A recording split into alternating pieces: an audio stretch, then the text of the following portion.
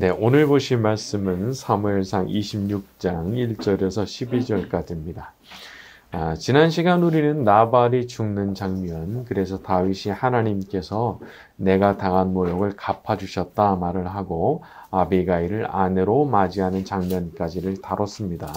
자, 이제 오늘은 새로운 장면이 이어지게 됩니다. 사무엘상 26장 1절부터 5절까지 갑니다. 10사람이 시작. 10사람이 기브에 와서 사울에게 말하여 이르되 다윗이 광야 앞 하길라산에 숨지 아니하였나이까 하매 사울이 일어나 10광야에서 다윗을 찾으려고 이스라엘에서 택한 사람 3,000명과 함께 10광야로 내려가서 사울이 광야 앞 하길라산 길가에 진친이라. 다윗이 광야에 있더니 사울이 자기를 따라 광야로 들어옴을 알고 이에 다윗이 정탐꾼을 보내어 사울이 과연 이른 줄 알고 다윗이 일어나 사울이 진친 곳에 이르러 사울과 넬의 아들 군사령관 아브넬이 머무는 곳을 본즉 사울이 진영 가운데 누웠고 네. 자, 이 사울이 이제 또 일을 벌입니다. 24장에 보게 되면은 엔게디에서 그렇게 울면서 자기가 잘못했다고 말을 하고 다윗에게 막 복을 빌어줘 놓고는 또 이렇게 잡겠다고 찾아오는 거죠. 아마도 다윗은 엔게디에서 사울이 했던 말을 다 믿지는 않았던 것 같아요. 그러니까 바로 복귀를 하지 않고 여전히 변방에 남아 있었던 거죠. 그런데 여기서 어떤 불을 당기는 역할을 하는 사람들이 나오는데 그게 누구냐 하면 이제 10이라고 하는 동네 사람들입니다. 10. 자, 거기 사는 사람들이 사울에게 말을 했다는 거예요. 다윗이 거기 숨어 있는데 그냥 둘 겁니까? 이번에 잡으시면 바로 잡을 수 있는데 이렇게 말을 했다는 거죠. 꼭 이런 사람들이 있어요. 가만히 있던 사람의 마음에 바람을 불어넣어 가지고 안 해도 되는 일 혹은 해서는 안 되는 일을 하도록 만드는 사람들. 혹시 이 사람들이 와서 사울의 마음에 부채질을 하지 않았다면 사울이 좀 잠잠했을 수도 있었을 것 같아요. 그런데 이 사람들이 찾아와 가지고 막 들쑤시는 거죠. 그냥 둡니까? 이번에 잡으면 잡히는데. 여러분, 우리가 이런 사람들 조심해야 됩니다. 와서 들쑤시는 사람. 와서 이상한 바람이 들게 하는 사람. 이전까지 나는 아무 문제 없었어요.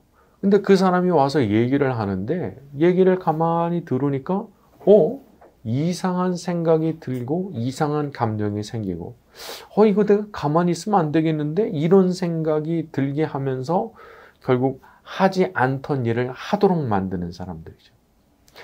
자, 미안한 얘기지만 이런 분들이 사실은 자기도 모르게 마귀의 종로로 타는 분들일 수 있습니다. 특히나 날 찾아와서 나를 위해 준다는 식으로 말하면서 내가 들으면 아주 기분 나쁘고 화가 날 만한 소식을 전달해 주는 거. 요거 아주 좋지 않은 거예요. 사람이 모르면 화가 나지 않습니다. 그냥 모르고 지나가면 더 좋은 일이에요. 그거 알아봐야 백해무익하고 그냥 화만 나고 북소심만 불붙게 되는 그런 일이 있다는 거죠. 그러면 그 사람이 이 말을 들었을 때 화가 날 만한 얘기를 해주는 게 좋겠습니까? 모른 척 해주는 게 좋겠습니까? 들었어도 모르는 척 해야 되는 거예요. 왜 굳이 그 사람 찾아가서 그 사람이 들으면 막 부흥기탱천할 만한 그런 말을 왜 전해주냐는 거죠. 그래서 내가 의도는 그 사람을 위해서 해준다고 한 말이었는데 결과적으로 보면 어떤 싸움을 붙이는 그런 일들이 많이 있는 겁니다.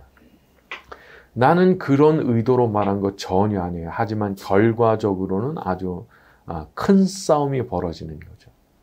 그래서 어떤 분란이 날 것 같은 말은 절대 전해서도 안 되는 거고요. 그런 말을 들려주러 나를 찾아오는 사람을 반겨도 안 됩니다.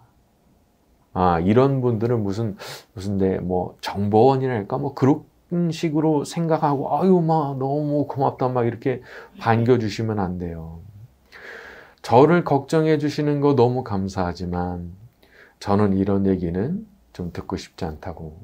제가 이런 얘기 들으면 그분을 어떻게 사랑하겠냐고. 내가 그분 사랑하는데 이런 얘기 들으면 너무 힘들고 내가 사랑하기 어렵다고. 다시는 좀 이런 얘기 안 하셨으면 좋겠다고 말할 준비가 나한테 돼 있어야 됩니다.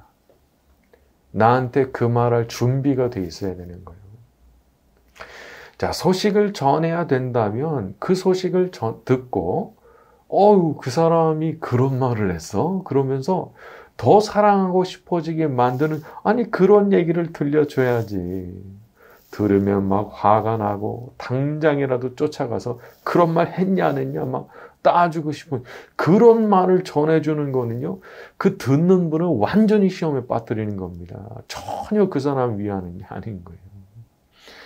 우리는 예수님으로부터 원수까지 사랑하고 너희를 박해하는 자를 위해서 기도하라는 그렇게 높은 계명을 받아가지고 살아가는 사람들이 우리 그리스도인들이에요. 그래서 항상 서로 얘기를 전달해야 된다면 정말 좋은 얘기. 그 얘기를 전에 들음으로써 마음이 너무 좋아지고, 야, 그분을 사랑하는데 참 도움이 되고, 내가 한 번이라도 그분을 위해서 좀 더 기도를 해야 되겠다. 그런 마음이 들 수 있는 그런 소식을 전달해 줘야 되는 거죠. 자, 우리 모두의 입이 그렇게 좋은 얘기만을 전달하는 입이 되기를 바랍니다. 자, 우리 6절에서 10절로 갑니다. 이에 시작. 이에 다윗이 햇사람 아히멜렉과 스루야의 아들 요압의 아우 아비새에게 물어 이르되 누가 나와 더불어 진영에 내려가서 사울에게 이르겠느냐 하니 아비새가 이르되 내가 함께 가겠나이다. 다윗과 아비새가 밤에 그 백성에게 나아가 본즉 사울이 진영 가운데 누워 자고 창은 머리 곁 땅에 꽂혀 있고 아브넬과 백성들은 그를 둘러 누웠는지라. 아비새가 다윗에게 이르되 당신의 원수를 당신의 손에 넘기셨나이다. 그러므로 청하오니 내가 창으로 그를 찔러서 단번에 땅에 꽂게 하소서. 내가 그를 두 번 찌를 것이 없으리이다 하니 다윗이 아비새에게 이르되 죽이지 말라. 누구든지 손을 들어 여호와의 기름 부음 받은 자를 치면 죄가 없겠느냐 하고 다윗이 또 이르되 여호와께서 살아계심을 두고 맹세하노니 여호와께서 그를 치시리니 혹을 죽을 날이 이르거나 또는 자, 언제나 다윗에게는 넘지 말아야 될 선이 존재했는데 그게 뭐냐면 하나님을 존중하는 마음이었던 거예요. 하나님을 존중하는 마음. 요거는 내가 절대 넘지 않는다. 요거거든요. 인간적으로 보게 되면 사울 진짜 당장이라도 죽여버리고 싶었을 거예요. 이 사람은 진짜 나를 죽이려고 그러는데 난 그러면 안 되는 거야? 저 사람은 진짜 나를 죽이려고 그러는데 나는 그러면 안 되는 거야? 여러분, 이런 생각하면 반드시 복수하게 돼 있습니다. 저 사람은 되는데 나는 안 돼? 이런 생각, 그 생각을 하기 때문에 복수하게 되는 거예요. 그러나 사람이 자기 생각대로 살고 자기 감정대로만 살면 받을 복이 없는 거죠. 받을 복이. 정말 하나님께서 내리시는 복을 받고 싶다면 때로는 참 이런 어려운 일을 우리가 해내야 되는 겁니다. 자기를 부인하고 나는 그래도 하나님 주신 계명 따라서 살겠노라 이렇게 마음을 먹어야 되는 거죠. 다윗이 사울을 그 자리에서 죽이지 않은 단 하나의 이유, 하나님을 두려워하고 하나님을 존중하는 마음 하나 때문이었던 거예요. 하나님 존중하는 그 마음 하나. 내가 감히 그분께서 택하셔서 기름 부으신 사람 내가 어떻게 선전하는 거예요. 나는 그거 못한다는 거예요. 그리고 아주 의미심장한 말을 하는데 10절에 여호와께서 그를 치시리니 혹은 죽을 날이 이르거나 또는 전장에 나가서 망하리라. 한편으로는 어떤 예상도 하고 있는 거예요. 하나님께서 갚아주실 거라는 거예요. 하나님께서 내 대신 갚아주실 거다. 그 생각을 다윗이 하고 있어요. 그리고 실제로 우리가 이런 일들을 살아가면서 종종 경험하게 되는 겁니다. 내가 그 사람 미워하고 막 저주한 거 아니거든요. 다만 말씀을 따라서 참 그 사람도 회개하게 해달라고, 그분도 좀 돌이키고 하나님 안에서 복 받으면서 살게 해달라고 그렇게 기도를 해왔단 말이에요. 그런 은혜로운 기도를 드려왔단 말이에요, 나는. 그런데 하나님께서 그 사람은 그냥 무섭게 매를 때리시는 것을 볼 때가 있어요. 나는 그런 기도 안 했거든요. 근데 하나님께서 그냥 내리치시는 거예요. 그래서 웬만하면 여러분, 지난날 나를 어떤 사람이 괴롭게 했던 일이 있었다고 그러면은요, 웬만하면 내 머릿속에서 다 지우고 다 하나님께 맡기고 그냥 나는 오늘의 내 삶을 살아가는 게 지혜로운 거더라고요. 그냥 오매 불망 원수 갚는 상상만 하면서 살면 내 삶이 그 생각 때문에 다 망가지는 거예요. 나 스스로가 내 삶을 다 망쳐버리는 거예요. 그 복수심 때문에. 그러니까 모든 원수 갚는 일은 우리 하나님께 다 맡기고 나는 오늘의 삶을 은혜로우신 우리 하나님과 함께 행복하게 살면 되는 거예요. 나는 오늘 이 삶을 내 좋으신 하나님과 함께 행복하게 살아가겠다. 그런 마음 먹어야 되는 거죠. 하나님께서는 다 갚아주시는 겁니다. 그게 악이든 선이든 뿌린 대로 다 갚아주시는 측면이 존재하는 거죠. 그래서 쉽지 않은 일이지만 모든 걸 뒤로 하고 그냥 하나님만 보고 달리고 계시다면 정말 잘하고 계신 거예요. 우리 하나님께서 그 모든 일을 기억하시고 반드시 축복으로 갚아주실 줄 믿습니다. 자, 11절과 12절로 갑니다. 시작.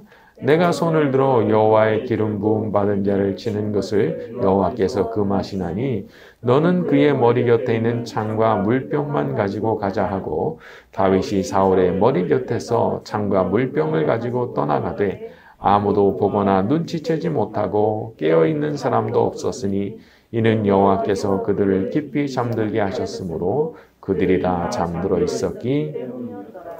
자, 12절을 보게 되면은 다윗과 그 일행이 어떻게 그렇게 적진 깊숙이 3,000명이 둘러싸고 있는 진지를 뚫고 들어갈 수 있었던 건지 이유가 나오죠. 이는 여호와께서 깊이 잠들게 하셨으므로. 하나님께서 너무 깊이 잠들게 하시니까 인기척을 못 느끼고 경계 근무하던 사람까지 다 잠들어 버렸다는 거예요. 3,000명이 그렇게 잠들어 버렸다는 거예요. 하나님의 역사라고 하는 건 그런 겁니다. 인간이 자기 의지로는 막을 수가 없는 거예요. 눈꺼풀이 감기는데 도대체 이게 들리지가 않을 정도로 눈이 감기고 막 깊이 잠들어 버리는 이런 일이 생겨났다는 거죠. 자, 이런 면에서 보면은 우리가 실제적인 전쟁을 치를 때도 하나님 앞에 기도드리고 하나님의 도우심을 간구하는 거 얼마나 중요한 일인지 알게 됩니다. 하나님께서 잠들어 버리게 하시면 너무 간단하게 적진에 그냥 다 뚫고 들어갈 수 있는 거니까. 하나님께서 도와주시면 날 막던 모든 사람들의 눈이 감기고 잠들어 버리게 될 거니까 말이죠. 전능하신 하나님 앞에 엎드려 기도하는 것이 어쩌면 가장 중요한 싸움의 수단이 되는 겁니다. 여러분, 기도의 자리에서 승패가 결정됩니다. 모세가 아말렉과 싸울 때 모세가 손 들고 있으면 이스라엘이 이기고 손 내리면 이스라엘이 졌다는 거예요. 그러니까 세상 만사가 외적인 조건에 의해서 결정되는 게 아니라 영적인 세계에서 다 결정되는 거예요. 영적인 세계에서. 기도가 이게 뭐예요? 이게 뭔데 이기고 지는 걸 결정해요. 근데 그게 그렇게 되는 거죠. 손들고 기도할 때 승리하게 되는 것이고 손 내리고 기도 안 하면 치는 거예요. 오늘 이 시간 하나님께서 역사해 주시면 우리의 기도를 들으시고 역사해 주시면 우리의 원수들의 눈이 감기고 잠드는 역사가 우리에게도 나타나게 될 줄로 믿습니다. 자, 오늘 말씀 여기까지 하고 주기도문 후에 불 끄고 자유롭게 기도하다 가겠습니다.